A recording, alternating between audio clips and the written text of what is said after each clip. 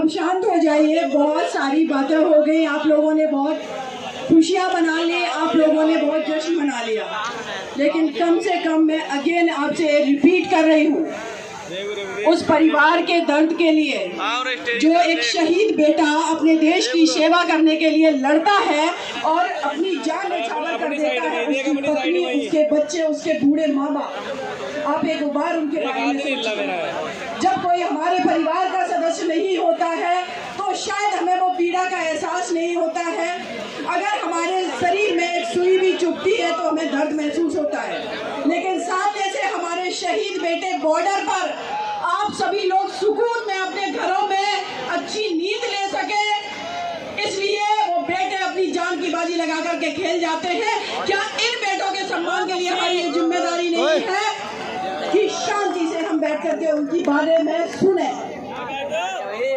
आज जब मेरी तबीयत काफी खराब थी, कल से मेरी हालत नहीं थी निकलने की, लेकिन नहीं आती मैं इस जगह पर एकमात्र कारण मैं सोमित भाई के वजह से आई हूँ कि नहीं, ये कार्यक्रम जिस दिन मेरा भाई शहीद हुआ है उसके शहीद दिवस के रूप में इस हरिद्वार में मनाया जाएगा और ये हर साल सदियों सदियों तक मनाया जाएगा। इसलिए यहाँ पर आना मेरी ये जिम्मेदारी थी।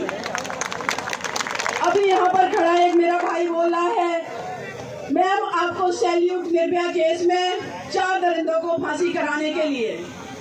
आज मैं एक बात बताना चाहती हूँ आपको, खड़े रहने दीजिए, अब जो जहाँ है खड़े रहिए, आप लोग सुनिए। आप लोगों को एक बात बता देना चाहती हूँ, मैं आप लोगों के समाज की बेटी हूँ। जब मैंने ये डिसाइड किया कि दिल्ली की धरती पर 6 लोगों ने एक बेटी के साथ रात में 8 बजे जो दरिंदगी की, उस बेटी के साथ बर्बरता की और चलती बस से उसे फेंक दिया, उसके बाद वो बेटी, ये हाथ बजाने वाली बात नहीं है, वो बेटी जिंदगी मौत के बीच लड़ती रही, सिंगापुर में जाकर के उनकी डेथ हो गई। मुझे नहीं पता था कि इन दरिंदों को मैं फांसी कैसे चढ़ाऊंगी, लेकिन मैंने डिसाइड किया कि कुछ भी हो जाए, निर्भया हमारे देश की बेटी है और इस बेटी के दरिंदों को मैं फांसी की सजा पर तख्ते पर ले जाऊंगी।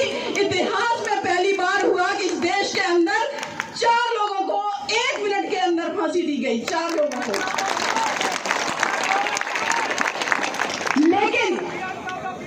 लेकिन ये बात कैसे संभव हुई ये जानना बहुत जरूरी है। ये संभव हुआ अनुशासन से।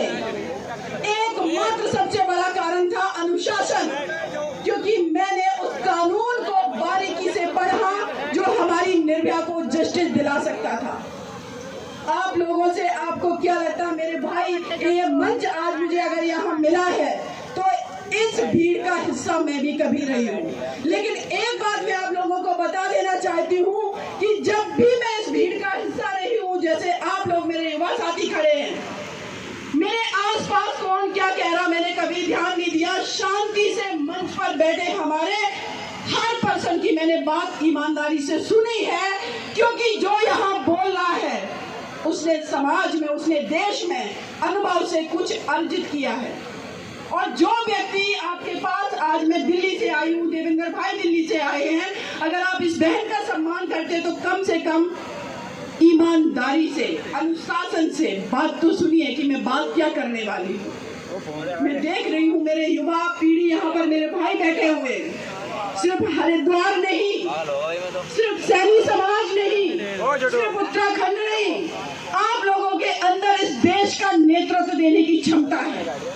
लेकिन ये क्षमता आपकी तभी इम्प्लीमेंट हो पाएगी, परिवर्तित हो पाएगी एक बड़े नेता के रूप में, जब अपने जीवन में आप अनुशासन लाएंगे, जब आप अपने जीवन में कंटिन्यूअसली कोई काम करेंगे, जब आप अपने जीवन में निडरता लाएंगे, जब आप अपने जीवन में भाईचारे की भावना लाएंगे, जब आप अपने जीवन में अपने बड़ों की बात मानेंगे और एकजुट होंगे, मैनेजमेंट बनाएंगे।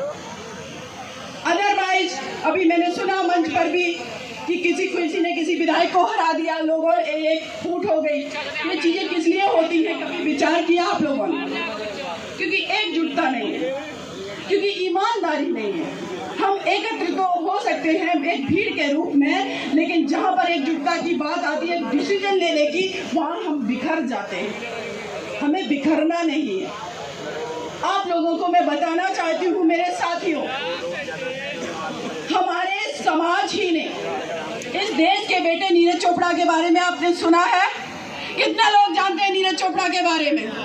ज्यादातर मेरे युवा भाई जानते हैं। वो किस समाज से आता है पता है किसी को? बताइए।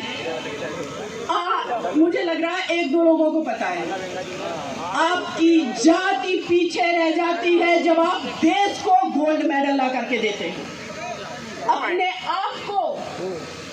आप को इस देश का लाल बनाइए, अपने आप को इस देश के लिए न्यौछावर करिए, अपने आप को इस देश की सेवा के करने लायक बनाइए। जाति को अपनी आप आगे बढ़ जाएगी।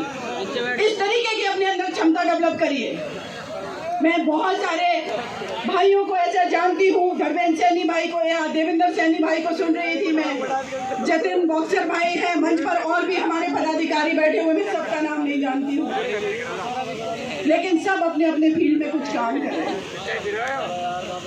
रही बात शहीद की, मेरे भाई सोमित सैनी की, जब मैं 12th क्लास में पढ़ती थी, कारगिल युद्ध चल रहा था। मेरा कॉलेज करीब 25 किलोमीटर दूर था। जब मैं निकलती थी और घर पर जाकर के रेडियो पर सुनती थी कि आज इतने भाई शहीद हो गए, तो अंदर से बहुत तकलीफ होती थी। ऐसे लगता था कि आखिर मैं मेरे देश के काम क्यों नहीं आ पा रही हूँ, मैं मेरे भाइयों को क्यों नहीं बचा पा रही हूँ। एक बेटी होकर के एक छोटे से गांव, जहां पर अभी मेरा गांव गूगल मैप पर भी नहीं है, मैं बैठ करके उस कमरे में ये सोचती थी और रोती थी। लेकिन मैं आर्मी में तो नहीं जा सकी, मैं पुलिस में तो नहीं जा सकी, लेकिन मैंने ये बीड़ा उठाया कि मैं जिस फील्ड में हूँ उस फील्ड से देश सेवा करूंगी। बॉर्डर पर तो हमारे भाई अगर देश सेवा करते हैं, तो इस देश के अंदर शोषित, पीड़ित, वंचित महिलाओं को भी न्याय की आवश्यकता है। तो मैंने अपने प्रोफेशन वकालत को देश सेवा का माध्यम बनाया है। अगर आप किसान हैं तब भी आप देश सेवा कर रहे हैं, अगर आप मजदूर हैं, मजदूरी करके अगर आप एक बिल्डिंग तैयार कर रहे हैं तब भी देश सेवा कर रहे हैं, अगर आप रिक्शे वाले हैं तब भी देश सेवा कर रहे हैं, अगर आप किसी भी फील्ड में हैं और ईमानदारी से काम कर रहे हैं तो ये समझिए कि आप देश सेवा कर रहे हैं। जब तक आप किसी का नुकसान नहीं कर रहे हैं, और जीवन में प्रण लेना चाहिए कि हम नुकसान करने वाला समाज नहीं है, हम कंस्ट्रक्टिव वर्क करने वाला, बनाने वाला समाज है। बहुत सारे हमारे भाई जो हैं वो बिखर जाते हैं। यहाँ पर उत्तराखंड की बात अभी बहुत सारे हमारे भाई यहाँ पर बोल के गए, स्पेशली देवेंद्र भाई जो हैं, उन्होंने कहा दीदी आपको दिल्ली आना है, भाई शहीद की शहीद हुए, उनकी बरसी है, उस पर आना है। भाई के नाम से मैं आ गई यहाँ पर, और आज मुझे गर्व महसूस हो रहा है कि पिछले 1 घंटे पहले मैं जब सुन रही थी आप लोगों को, कम से कम आधे घंटे इस मंच से ये बोला गया शांत हो जाइए, लेकिन आज मैं पूरी अभी दीर्घा में देख रही हूँ कि मेरा एक एक भाई कितना शांति से अपनी बहन की बात सुन रहा है। तो आप सब लोगों को मेरा हाथ जोड़कर धन्यवाद और शुक्रिया। ये अनुशासन मेरे भाइयों हमें अपने परिवार के अंदर चाहिए, ये अनुशासन समाज के अंदर भी चाहिए, अनुशासन देश के अंदर भी चाहिए। आज के समय में मैं बेटियों की अगर बात करें, मेरे बहुत बड़े भाई बैठे हुए, बात बोलना बहुत जरूरी है। मैं उत्तराखंड की उस अंकिता तोमर बेटी को भी नहीं भूली हूँ जिसको मार करके नहर में डाल दिया गया था। याद है ना आप लोगों को? नहीं भूले ना आप लोग? क्यों ऐसे दरिंदगी कर पाए? क्योंकि आप जैसे, हमारे जैसे भाई, हमारी जैसी बहन जिस दिन अपने घर की बेटी के अलावा भी दूसरी घर की बेटी के लिए तन करके खड़े हो जाएंगे कि ये दूसरे घर की बेटी भी मेरी जिम्मेदारी है, इसकी सुरक्षा मेरी जिम्मेदारी है, उस दिन इस समाज में ऐसे दरिंदे पनपना बंद हो जाएंगे। आप लोग हमसे आज वादा करिए, अगर आपके परिवार की बेटी है और घर में अगर कोई चर्चा पर चर्चा हो रही रही है उसको आप भागीदार बनाएंगे। अगर वो कहेगी कि भैया मुझे यहाँ घूमने जाना है, पिताजी मुझे यहाँ घूमने जाना है, आप मुझे बाहर जाने दीजिए, तो उसको सुरक्षा के साथ आप बाहर घुमाइए, पढ़ने भेजिए।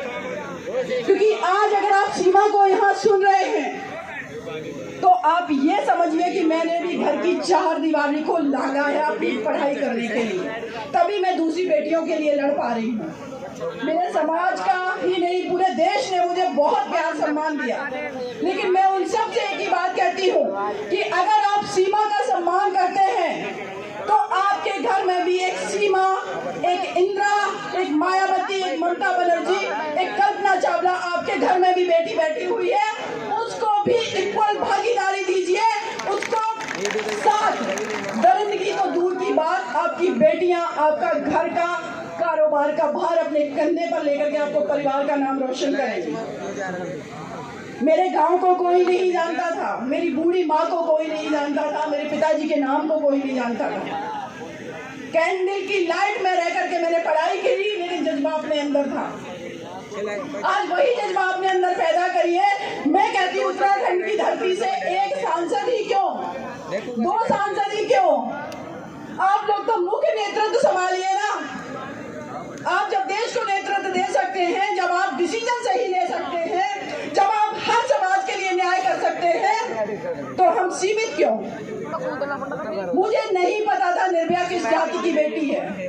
सजा कराने के 1 साल बाद मैंने उनके पिता से पूछा कि लोग हमसे सवाल करते हैं कि निर्भया किस जाति की बेटी है, तब उन्होंने मुझे बताया। लेकिन आज भी इस मंच पर उस बेटी की जाति का नाम मैं डिस्क्लोज नहीं करूंगी, क्योंकि भारत देश की हर घर की बेटी मेरी अपनी बहन है, चाहे वो जनरल हो, ओबीसी हो, माइनॉरिटी हो, एससी एसटी हो। और जब ये मैंने करके दिखाया तो एंटायर कम्युनिटी, पूरे देश ने मुझे सम्मान दिया। तो मैं आप लोगों से आज इतनी ही उम्मीद करती हूँ कि जब भी आप अपने घर पर जाएं, आपके घर में जो बेटी बैठी हुई है उसको भी इक्वल भागीदारी दें। अगर आप देश की सेवा करना चाहते हैं तो सिर्फ आप कांस्टेबल के, हवलदार के पद पर नहीं, आप मुख्य नेतृत्व संभालिए और देश की सेना को भी आप लीड देने की क्षमता डेवलप करिए अपने अंदर। ये असंभव नहीं है, ये कुछ भी असंभव नहीं है और करके दिखाया है। अगर आज यहाँ पर सुमित सैनी भाई मुझे खींच कर ला सकता है, मैं सोच रही थी आज रास्ते में जब आ रही थी, हमारे साथ में हमारे कलीग जो थे गाड़ी में, हम सब लोग बातें कर रहे थे कि कितना मुश्किल होता है एक परिवार का बेटा जो कुछ सैलरी पर काम करके देश सेवा करता है और अपनी जान गंवा देता है। उसको पता है कि कभी भी किसी भी दिन गोली उसके सीने में लगेगी। कितना बड़ा साहस चाहिए उसके लिए, बहुत बड़ा। लेकिन आपके समाज के बेटे ने वो प्रूव किया है। वो सिर्फ उत्तराखंड में, वो धनौरी गांव का बेटा नहीं, वो इस देश का बेटा बन चुका है। और आपको भी पता है कि उत्तराखंड के उस टाइम में जो मुख्यमंत्री थे वो भी उनको श्रद्धांजलि देने आए। इसीलिए कहावत कही जाती है कि ये जन्म हुआ किस अर्थ हो, समझो इसमें कुछ व्यर्थ ना हो। ऐसा ना हो कि हम अपना जीवन ऐसे ही जी करके चले जाएं, ना परिवार, ना देश, ना समाज को कुछ ना दे करके जाएं। जब से सृष्टि की रचना हुई है, अरबों लोगों ने, खरबों लोगों ने जन्म लिया, इस मिट्टी में मिल गए, लेकिन हमें कितने लोगों के नाम याद हैं? उंगलियों पर गिने चुने लोगों के। वही लोग हैं जो देश समाज के लिए, किसी वर्ग के लिए करते हुए कुछ देश से गए। तो अपने व्यक्तित्व को ऐसा डेवलप कीजिए। राजनीति अपनी जगह है, पॉलिटिशियन का भी सपोर्ट कीजिए। अगर लगता है कि कोई काबिल व्यक्तित्व आपके बीच में है और अगर आपको नेतृत्व दे सकता है, आपके लिए जस्टिस कर सकता है, आपके लिए कुछ कर सकता है, तो निश्चित रूप से आप उसके साथ खड़े हो जाइए। लेकिन जिस पद पर है, जिस जगह काम करें, वो काम भी ईमानदारी से करिए, क्योंकि आप सबसे बड़े देशभक्त बनकर के निकलिए।